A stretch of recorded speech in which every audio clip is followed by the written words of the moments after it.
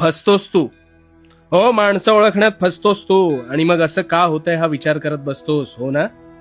चल, आज माणसांच्या आतला माणूस कसा ओळखायचा ते सांगतो. शेवटपर्यंत शांतपणे ऐक. तुझ्या जीवनशैलीत नक्कीच उपयोगी पडेल तुला. तुला माहितीये का मधुमेह कधी होतो? साखर अथवा गोड अधिक खाल्ल्याने, हो ना? पण तुला गोड खाणं कुठे बंद करता येतंय?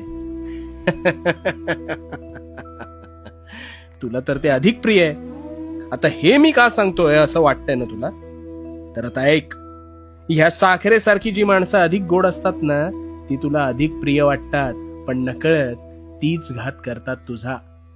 कारण साखरेप्रमाणे गोडवा म्हणून तू त्यांना अधिक जवळ करतोस आणि इथेच तू चुकतोस.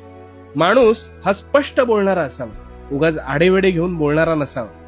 अतिभव्य जहाजाला सुद्धा एक छिद्र बुडवू शकतं आणि तुला फुकटचे नकारात्मक सल्ले देणारी माणसं तुला अशी छिद्र करतात. पण तू काय?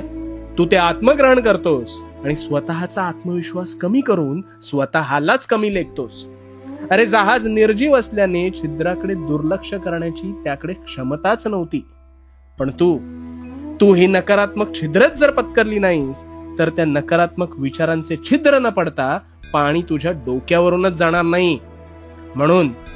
म्हणून सांगतो, जी माणसं अति गोड असतात, जी माणसं तोंडावर एक मागे एक वागतात, जी माणसं नजरेला नजर टाळतात, जी माणसं खोटं बोलून सत्य नाकारतात, जी माणसं विश्वासघात करतात, जी माणसं वाक्य फिरवतात, अशा केसाने गळा कापणाऱ्या माणसातील जनावर असणाऱ्या लोकांपासून स्वतःला दूर ठेव.